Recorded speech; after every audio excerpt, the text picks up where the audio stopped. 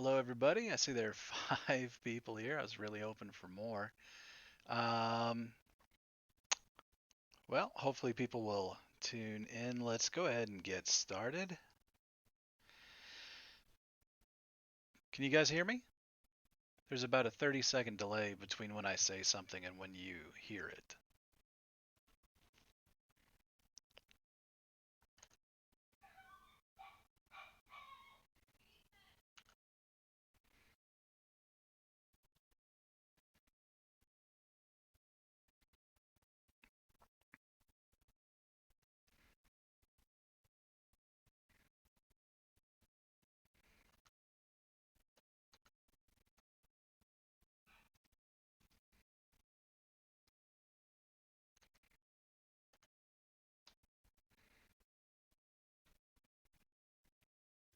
You guys can use the chat box to the right of the screen to communicate with me. I can see it.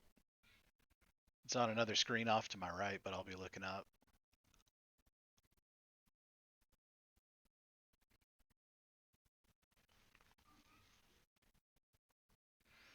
All right, great. Thank you. Fantastic. Well, good. So, yeah, let's get started. And I am John Molnar, and this is Bio 112. And this is the first time I'm teaching this course. All of the materials are going to be new, um, but I'm excited about it. I think we're going to have a lot of fun this semester. At least I think I'm going to have a lot of fun this semester. Hopefully, you will too. All right. So, the purpose of this course is to familiarize you with biological systems and concepts, um, and it says here, increase the understanding of the universe. That's kind of a grandiose idea. Uh, my real mission is to introduce you to these things, to the field of biology, and then hopefully help you find ways to make this relevant to your life. And a big thing for people now is science literacy.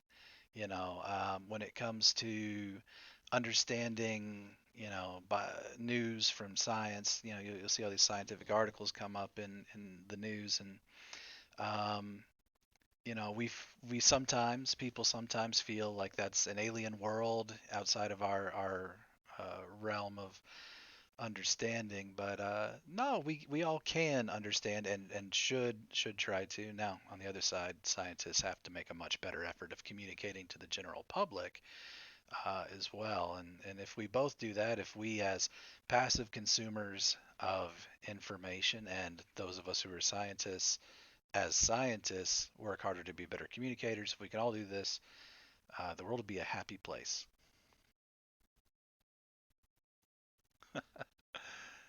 Hi, Candace. Hi, Randy. Thanks for checking in.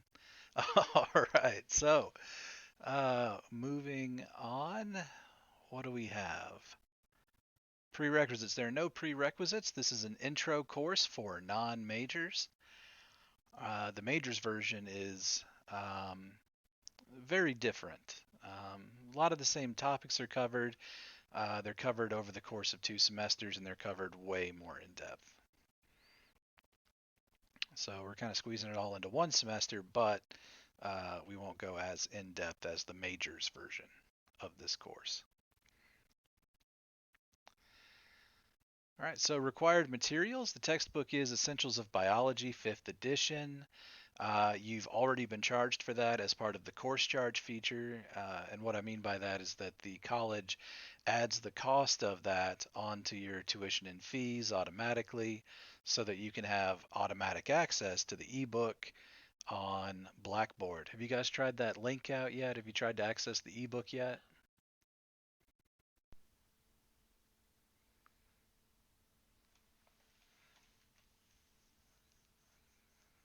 Hey, Darian, I see you there.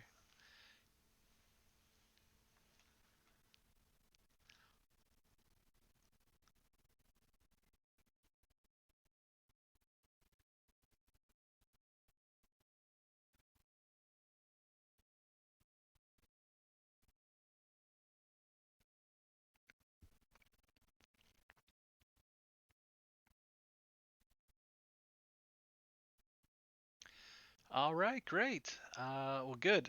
If you haven't, try and do it tonight. Log in Follow that link. If you have any problems, let me know. All right. Uh, Good. The ebook is on that link. That link links to our, I'm sorry, course page on the McGraw-Hill Connect website. And on our course page, you can access some of your assignments. The Connect assignments are available there, and you can also access the textbook. Now, the Connect assignments are going to be also found in the modules or the learning units, for each week. So you'll find them in both places. All right, moving on. This is actually written here twice in bold, big letters, highlighted, underlined. This is important. You got to use Google's Chrome browser.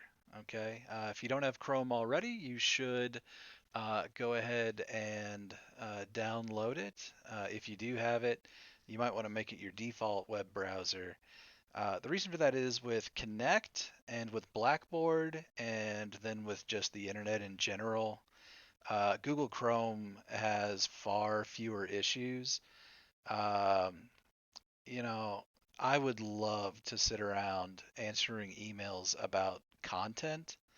And if you guys ever have any questions about content, I will be happy to answer them. But the truth of the matter is that the vast majority of emails I get teaching online are technical issues. And the vast majority of those emails wind up being fixed by switching to Google Chrome. Um, so just keep that in mind. Go ahead and save yourself some headache. Switch over to Google Chrome, at least for this class. All right. I'm going to look up now. I can see a bunch of people have chimed in since the last time I looked up.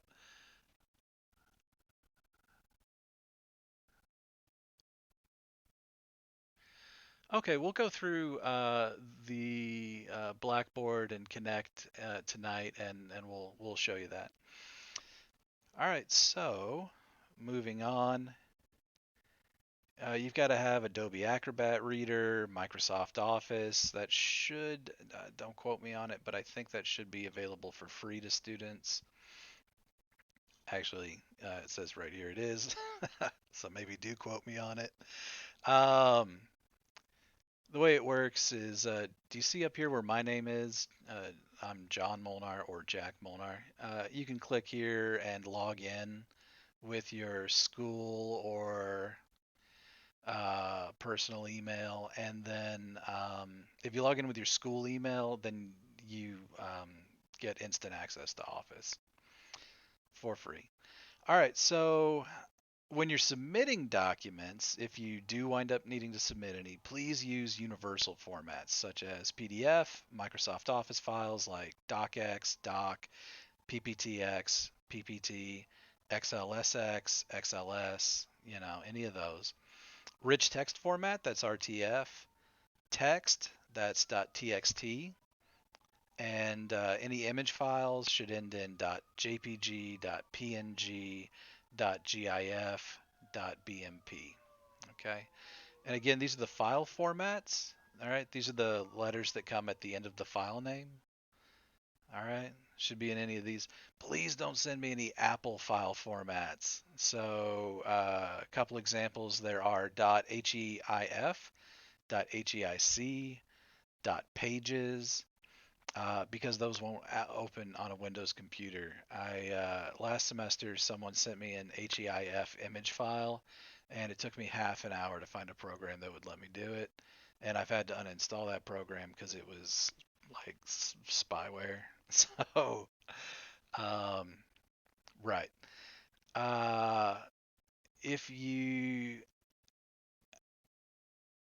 yeah, yeah. So if you take a picture with your phone. Just keep in mind iPhone 11 and I think maybe iPhone 10 takes pictures in the new HEIF, HEIC format, which only Apple products can open. Uh, and in fact, honestly, if you're taking a screenshot, there's a much better way of doing it. A lot of students just take it with their phone and then email that picture to me. On Windows computers, there's a print screen button located near the top right. It may say PRNTSCRN. If you have Windows 10 and you press print screen, it automatically saves the image for you, which is awesome. If you have uh, anything older, Windows 7, 8, Vista, maybe some people are still on XP, you can search for Microsoft Paint, open that in, and after you press print screen to save the image of your desktop, I'm just going to go ahead and do it here now as an example. All right, I'm hitting print screen. I switch over to Paint. I'm hitting Control V. Oh, that actually didn't work. Control print screen. All right, you can do Control print screen, or I think on the older computers, just print screen might have been fine. And now I have an image of my desktop in Paint. I can go over to File, Save, pick one of these, PNG, JPEG, BMP, and you can send that to me, and then I can see exactly what's going on your screen. Okay. Um, yeah, in fact, if you're emailing me, there are a couple of things that are really important. Tell me which class you're in. That way I don't have to look it up. Uh, that saves us both time. And then also, go ahead and send me a screenshot if you think it'll help. Um, Screenshots usually do help me understand what your problem is, and maybe I can see what's going wrong.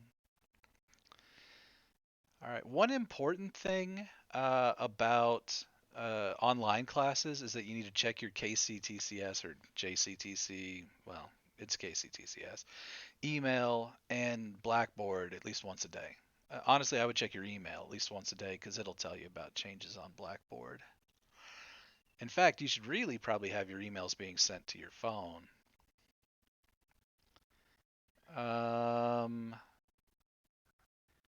so down here, this is just an example email. Um, you don't have to start at Professor Molnar necessarily, but something here that tells me which section you're in or which class you're in. I'm in Bio 112. That's great.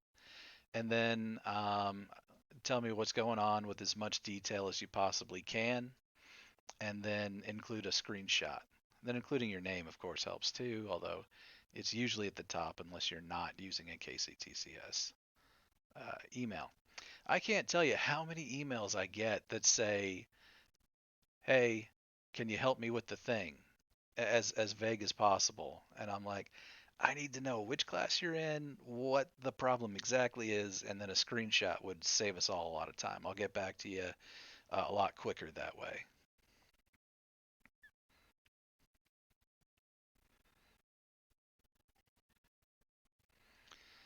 All right, so we're going to have a number of readings, one at least, for each week. Learn Smart assignments, at least one for each week. We'll have one for each chapter we cover. Um Connect homework. Um, this is actually the same thing as Learn Smart. And then we'll have discussion boards. Discussion boards. It says here we have 10. We might change that number a little bit, but what'll happen is basically after these lectures, we'll ask you to go to the discussion board and complete an assignment by, I think the due date I set was Saturday. And some of them you'll have to collaborate with other students. Some of them you'll just have to read what other students wrote and then respond to them. And what I ask for you there is to, for your post, write at least 250 words. And then when you're responding to other students, I need you to respond to two other students and write at least 100 words to them. Okay?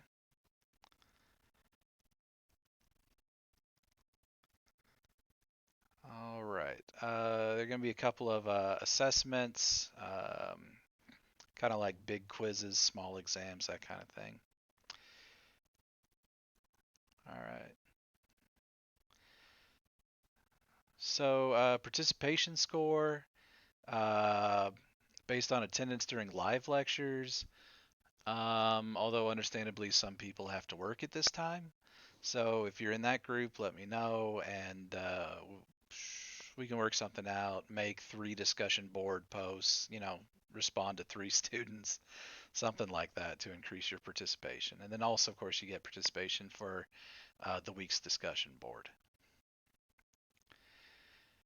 All right, so the course grades down here, we have 3 unit exams, 10% each, make up 30% of the total grade. Attendance and participation are 10%. Connect assignments are 20% of the grade. Total, they're going to be about 17 of them. So it's a little more than 1% each. Discussion boards make up 30% of the grade, and then the final project will be about 10% of the grade. We'll nail down the details for the final project a little bit later in the semester. All this adds up to 100%. The final project will uh, attempt to, mm, how do we say this? Not synthesize, um, just bring together all of the ideas for the course, or at least a number of them. Kind of a summary for the class. What else? Hmm. Okay. The grading scale is pretty normal. 90 to 100% is an A, 80 to 89% is a B, just like in pretty much all your other classes. All right, moving on.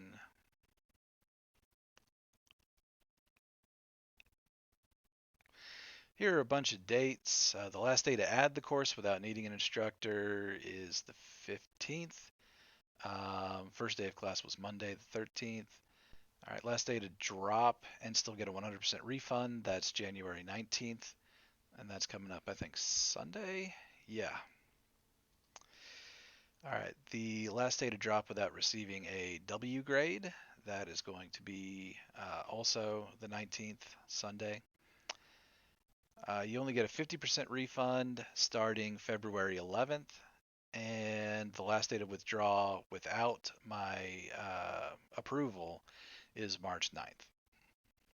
Okay, after March 9th, that requires instructor approval. As far as complaints go, hopefully we won't have any, but the tree starts with me, or the chain starts with me. If you have any complaints, any issues, please come to me with them. In fact, I've had 1 or 2 complaints in the past, and when students do go higher up in the chain, the first thing they ask them is, "Did you talk to your instructor first? If not, you got to go do that." So you got to talk to me first. If we can't work it out, then you can move on up to Jamie Leckie, who is the biology department, head or co-head, and above her is the natural sciences division chair, Kaya Muller. And then above her is the Dean of Academic Affairs, Dr. Randy Davis. Now, Dr. Randy Davis is a very busy person, so do not jump straight to him. This is probably the order we should go in: me, Jamie Leckie, Kaya Muller, Dr. Randy Davis.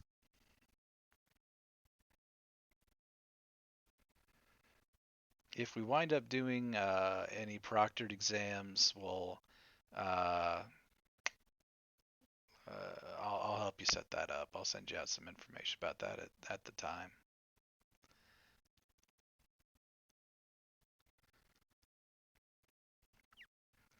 All right, and so here's our tentative schedule. It's subject to change as we go along, but so week one, that's this one, we should read chapter one on Monday.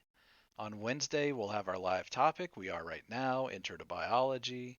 And then Saturday, we'll need to have our discussion board completed. Okay? Um, good. Next week, we'll read chapters two and three. Um, what makes a cell is the topic. We'll talk about, the parts of the cell and all that. And then We'll have a discussion board based on that lecture due Saturday. Okay, you can see how this goes. And then on down to in week 4, we'll have an exam, exam 1. All right. And a discussion board. So good, good. Here are the topics. They're just some ideas I had, and if I need to, I may change them, but there's a general guide for what we'll be doing. I see some people have been writing, so I'm going to look over and see what have you guys been saying now.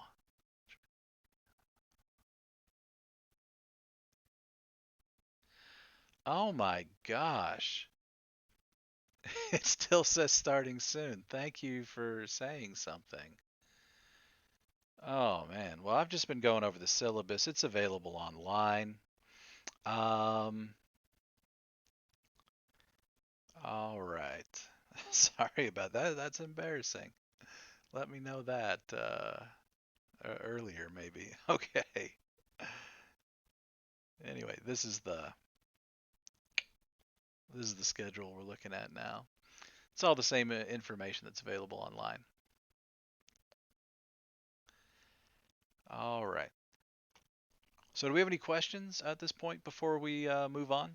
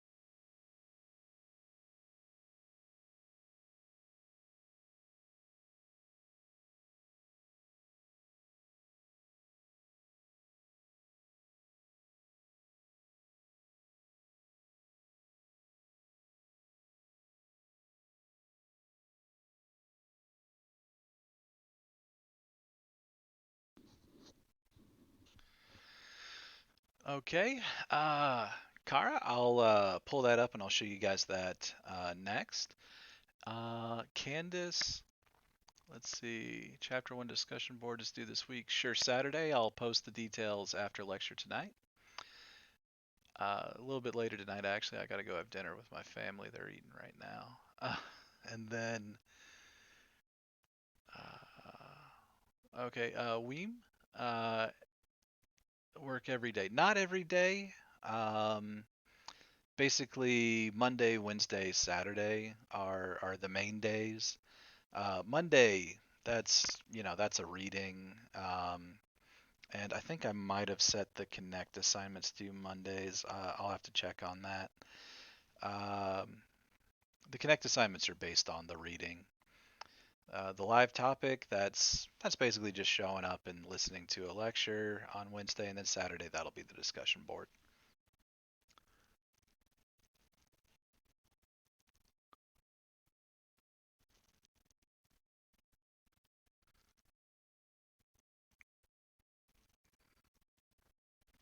Okay, so let's go to Blackboard real quick, and we'll open a new window, and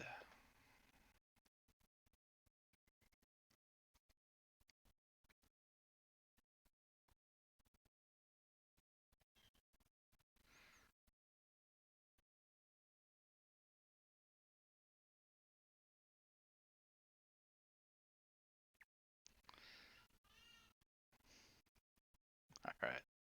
So Bio 112, let's go in here. All right, I'm going to enter student view. Well, let me go and do one thing real quick.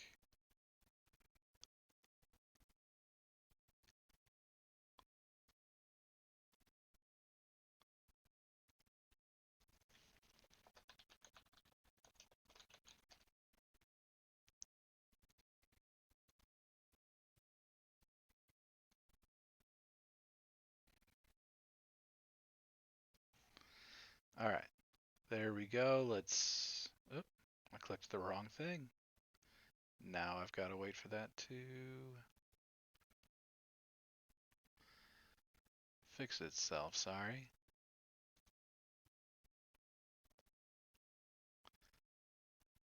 Ah, here we go. This weird symbol means enter student view.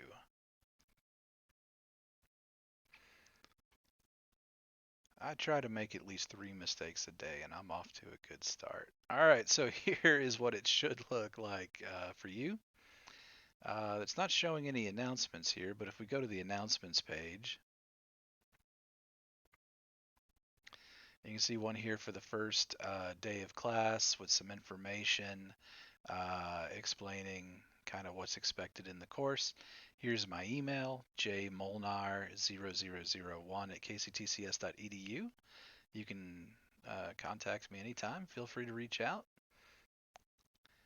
Oh, and if you want your email to stand out, by the way, a lot of people are in the habit of responding to mass emails that I send out. And if you reply to that, it actually gets attached to that email along with the 20 other people who are also replying to that email. So send me a new email if you want yours to stand out. Just click that little new email button and type in my email address. All right, so here we have the syllabus. You can click here to download the docx file that we just went through, but I could see it, but you guys couldn't. All right. Help. I need to move this out of the way. Hopefully we don't need too much help.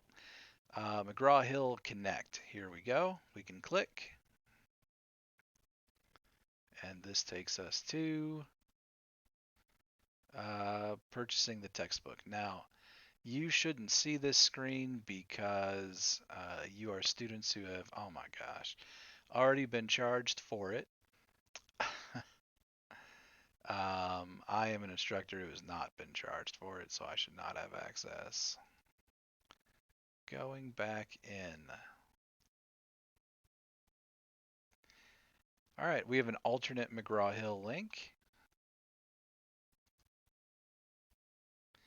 And if you see a screen like this, let me know. You shouldn't see a screen like this. It should take you straight into the course page, and we'll look at the course page on McGraw-Hill Connect in a minute. Down here we have learning content. Here we have week 1, Intro to Biology. It says here, this week we will learn about biology and how to use the scientific method. So we got a cool little video to watch here. You can click over on the right on this arrow, or you can click in this list to move on. I'm going to click over here. Here we have a video on the scientific method. You click here to watch it. I'm going to go ahead and click. There it is. Okay.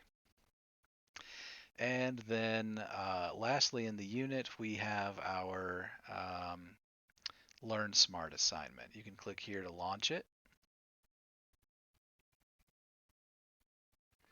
And again, it's taking me to this page because I'm not a paid student. All right, so let's go ahead and look at Connect. I'm going to look over. Do we have any new questions?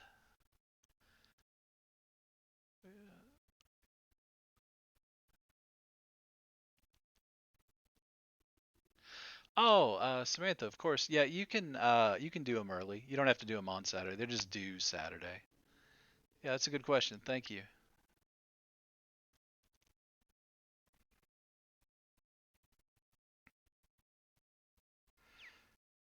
All right, and so we are looking at Bio 112 down here.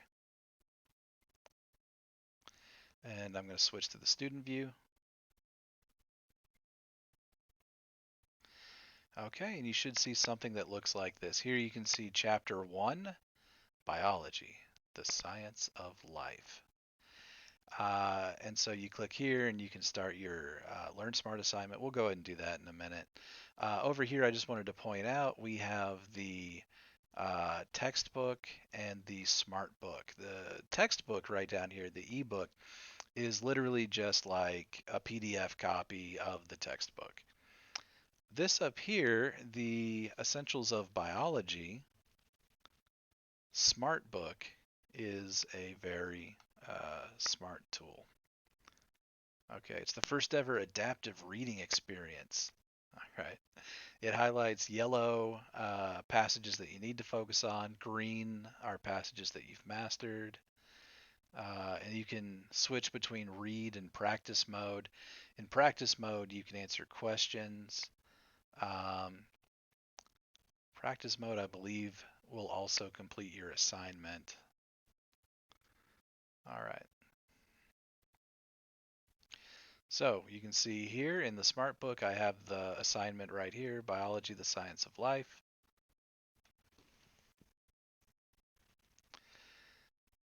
All right. I'm in read mode right now. I can scroll down. I can start reading. You can see that the links are clickable. I can click here to get taken to section 1.1. All right, life on Earth takes a staggering variety of forms, often with appearances and behaviors that may be strange to humans. Sure enough. Let's click practice down in the bottom left corner. You can see that after I clicked it, the button changed to read. We can click that to go back to read mode. And I'm going to go back to practice. So here in practice, I get questions. You can see down here I've got 40 items left. I believe that's 40 items left in the assignment. Okay, so if you want to read, come to the Smart Book and yeah, go ahead and read. You can click next section to move on. Scroll down, reading, reading, reading. Next section to move on. You guys get it. I'm going to go back to practice. All right. Though recent estimates put the existing number of species on Earth around 8.7 million, that number may be higher, especially if which group is considered in this estimate. What group do you think that is? Eukarya, fungi, or bacteria? Eukarya include the division of life that has nuclei, a true nucleus. These cells tend to be large, and that would actually include fungi, plants, and animals. So, yeah, which one do you guys think it is?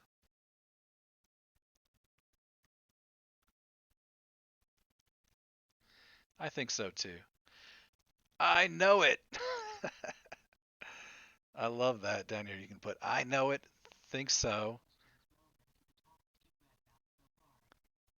Wow. I don't want to hear that. All right, so biology studies the diversity of life and its unifying characteristics, which include um, diversity of life and its unifying characteristics. Yeah, we can maintain an internal environment. Not everybody can photosynthesize. We can all respond to stimuli, acquire materials and energy, the ability to adapt and evolve to changing conditions, but not everybody can communicate, the ability to reproduce and develop. Um, Not all life has levels of organization. Bacteria are alive and they really just have the one level, the cell. All right, let's go ahead and see what it is. I think so. Oh, levels of organization. I guess they may be counting from organic macromolecules to the cell level, but bacteria are alive again. And anyway, see, excuse me, see how this works? We got one right and we got one wrong. So out of our original 40, we have 39 items left to complete. This is the assignment, and oh, let me go ahead and get one wrong on purpose. Plants and some other organisms capture energy of the sun through a process called what? That's right, intermittent fasting. I know it. Oh no, we got it wrong. So anyway, when you get one wrong, you can come over here. It says suggested resources. Click read about this. and it'll take you to exactly the passage you need to read about. The answer here was, of course, photosynthesis.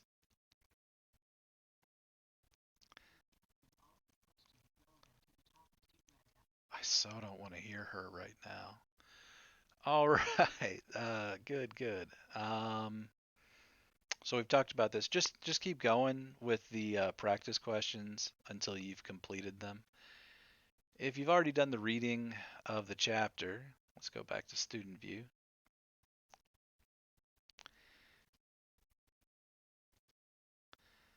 You can jump straight into questions.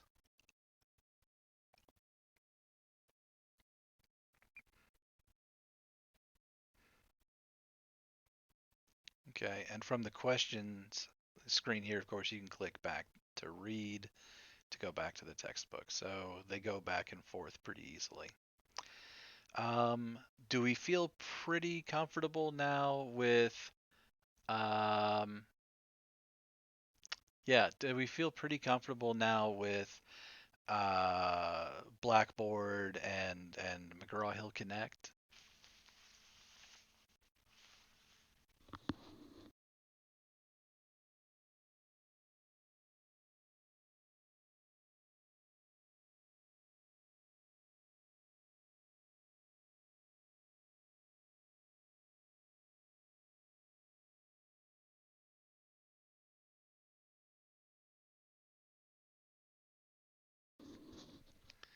Kara, over here, it doesn't show the book over on the left.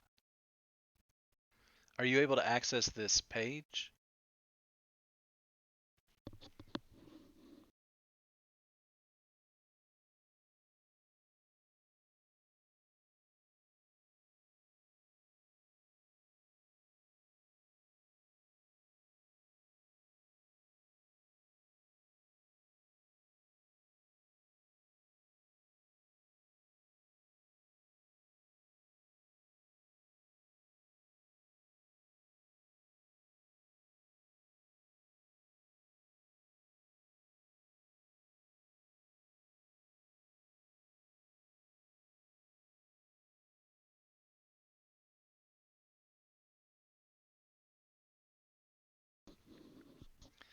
Well, that's interesting. Is anybody else having this problem?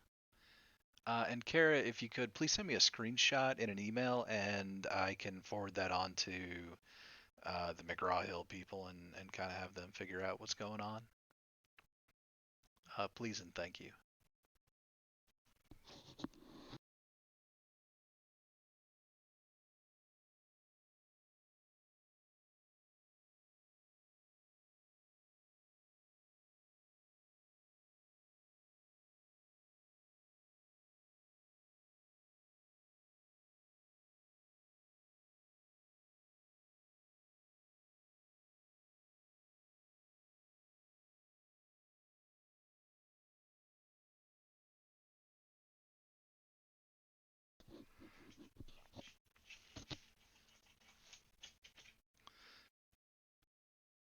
Okay. Well, I included the two links because just for some people one works and for other people the other one works, and we could never exactly figure out why. Yeah.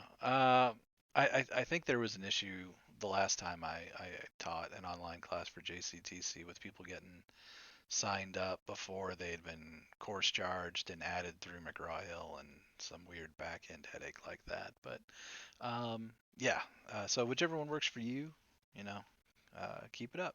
Go ahead and use that one. Um, Good. So I'm not getting any questions. We've waited long enough, I guess. You guys can always you can type them while I'm talking. I just look up occasionally to see if there are any new ones. And I feel like we've talked about just about everything we need to here. Oh, there is one more thing. If you are looking to study for an exam, which is always a good idea, right? Um, in my other more difficult classes, I teach a lot of anatomy and physiology, and anatomy and physiology, honestly, is one of the hardest classes most people will ever take. Um, It's tough. Anyway, I mean, you can get through it. It's totally doable, but it's got to be your main focus. Anyway, a lot of people in those classes when we use McGraw-Hill Connect, um, they complete their assignment and learn smart, and then they come back and it says recharge here. And what you can do is you go ahead and click recharge, and it lets you just keep answering questions. Won't change your grade. Basically you answer questions till you've answered 40 correctly, and once that happens, you get a 100% for the grade. After that, you can come back, click recharge, just keep answering questions. And the students who score the highest, there's always one student who scores a 100 on every exam.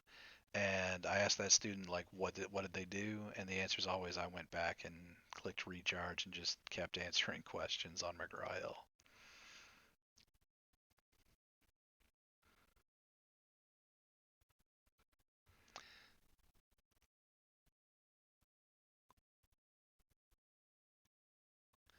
All right, so moving on back here. The last thing under learning content was, oh, the discussion board. You saw me add that a couple minutes ago, so obviously there's nothing in it. After dinner tonight, I'll come back and add the discussion board assignment. All right, so let's go ahead and just a second.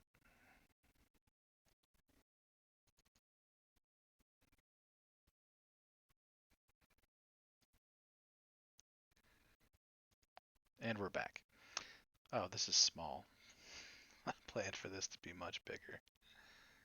Let's go ahead and zoom in. Let's talk about the scientific method. All right, the scientific method is interesting. It's intimidating for a lot of people at first, in intro science classes, but it's something we use like constantly. If you ever think about, um, uh, like a blind taste test, in a blind taste test, you're asking a question, you know, can people really tell the difference between Pepsi and Pepsi Zero? I'm not sure if there is a Pepsi Zero. It's Coke Zero, isn't it? Can anybody tell the difference between Coke and Coke Zero? That's my question. Two, I hypothesize, yeah, yeah, I think people will be able to tell the difference. Or if you work for Coke, you're going to hypothesize that no one can tell the difference. Anyway, um, then you'll film a commercial about it. Three, you do the actual experiment. You do the taste test. All right. And then four, you record your data. Okay. And five, you analyze that data. And then you report the data. So let's talk about, why don't we talk about how I use this in my research? Okay. I'm interested in a skin disease called hidradenitis suppurativa. No one's ever heard about it. Don't worry. It's not that rare though. Only 1% of the population has it, which is uh, interesting. That's actually kind of common, right? Like 1 in 100 people has hidradenitis suppurativa. Um, so anyway, my question is, people who have HS, we usually abbreviate it to HS. People who have HS, do they? Oh, no. I observed that they generally report that their diet affects how the disease affects them. So the question is, does a high-fat diet affect the disease state, right? Does it affect the disease state? And then I form my hypothesis. Yeah, I think a high-fat diet will affect your disease state. Now, you could make one hypothesis, a high-fat diet will affect the disease, or you can make two hypotheses. One's called a null hypothesis, and the other's called an alternate hypothesis. And generally, your null hypothesis is the hypothesis that whatever it is has no effect. So in this case, a high-fat diet has no effect. And then the alternate hypothesis says, no, that's wrong. A high-fat diet does have an effect. All right, and then under experiment, we come up with an experiment to answer that question or prove or disprove that hypothesis, right? And so for my experiment, I fed mice a high fat diet for several months, and then we sacrificed them and collected tissues and analyzed those tissues through a number of, uh, means, tests, the kind of things they do in labs while wearing white coats and playing with beakers. And then I collected data based on that. So let's go ahead and look at some of that. All right. Research. Me.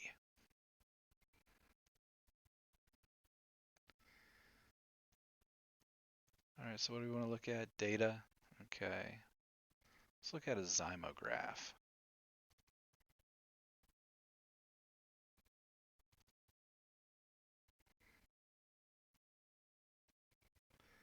So you might need to alter the image here a little bit so that you can see it better. But this is called a zymograph, where basically you use electricity to run through this gel. It runs through this gel and it pulls proteins along with it. And each of these samples is a different group. I can't remember all the groups. This was so many months ago, but here we're looking at some male mice. Their results were weird. Here we're looking at normal diet mice, high fat diet, and then down here, high fat diet with probiotic. I'm also looking to see if probiotic has an effect. And so what we find here is that actually um, they're very similar all in this line. This is one particular protein I was looking at. And then down here, there's a lot of variation. Okay. So I just go ahead and ignore these two because they're male, the others are female, and I'm really more interested in what's going on in the female mice. And over here we can see that there's not very much of the protein in the mice that had a normal diet. We can see there's a lot of it in the mice on a high fat diet, and then the mice that had a high fat diet and probiotic, we can see that they have more than the normal diet mice, but less than the high fat diet mice. It may be a little difficult to see. I can take this image, put it into another program that gives me actual numbers that I can use and run statistics on. And that's actually the next step. Analysis. I recorded my data by putting it into a program that gives me numbers. Take those numbers, I go analyze them using something like RStudio. I'm going to pull this up and I wonder what's going to be preloaded in it.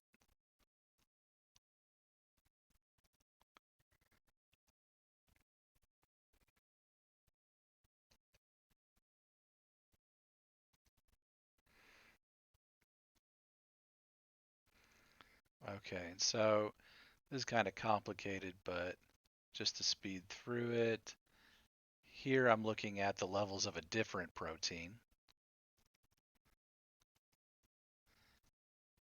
And then here we have a bar plot of all of the levels of this protein. We can see it's elevated in the high fat diet group. It's low in the normal diet group. This group over here that only got probiotic, it's still relatively low. And then the high fat diet group, it's high, but not as high. I'm sorry, high fat diet with probiotic group, it's high, but not as high as the high fat diet group.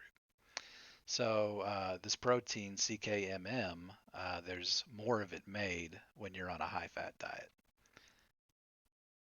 All right, so I don't mean to bore you guys, but I just wanted to show you some practical applications.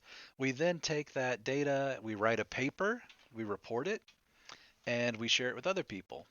And it's important to do that so that one, another scientist doesn't waste vital resources, time, and money doing the exact same experiment you just did. It's also important so that other scientists can look at that and say, "Oh, well, that's interesting. I wonder what would happen if we did this, fed them a high fat diet and then injected them with something else. I don't know, bacteria maybe. That's a crazy example. All right.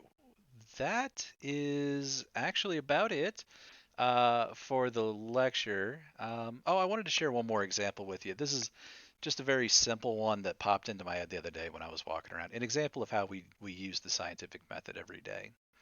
And that was, I noticed, usually starts with an observation. I noticed that I was walking the dog. My hands were cold. I was wearing gloves. Well, why are my hands cold? Colder when I'm out walking the dog and wearing gloves. And I came up with a hypothesis, which is that wearing gloves causes me to put my hands in my pocket less. Null hypothesis would be wearing gloves has no effect on whether I put my hands in my pocket or not. Then I could have designed an experiment where I counted the number of times I put my hands in my pocket, although that would be difficult because I'm aware of it. I would then take the data from that experiment, count up the number of times I put my hands in my pockets. I could analyze that with fancy statistical software like I just showed you, or I could do it in Microsoft Excel. A lot of that stuff can be done in Excel.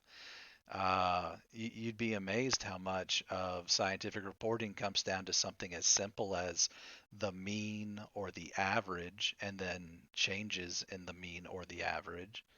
That's middle school math. And then I would report that in the form of a high school science fair project poster or something along those lines. So that's an example of how we can use the scientific method in our everyday lives. There are tons more practical applications. Anytime you say, huh, that's funny, I wonder what would happen if I did this, I think this would happen, you've already started the scientific method. All right, great. So I'm going to end it here. Do we have any questions?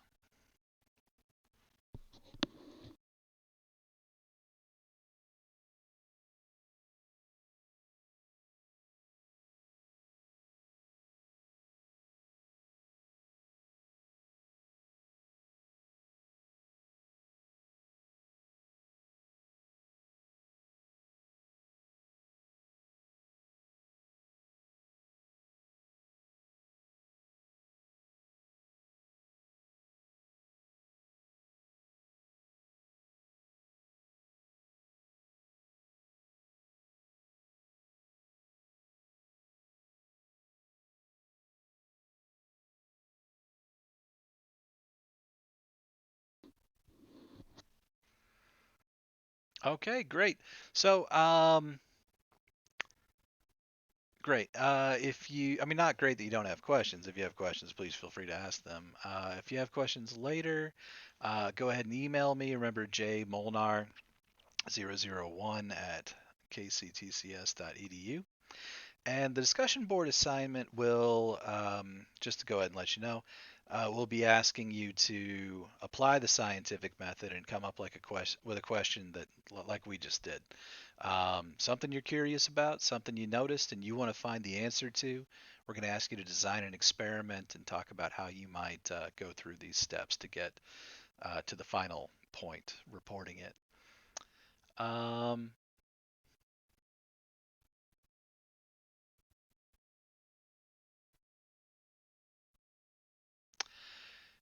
so I'll post the details about that a little bit later, and you guys have a good night. All right, thank you.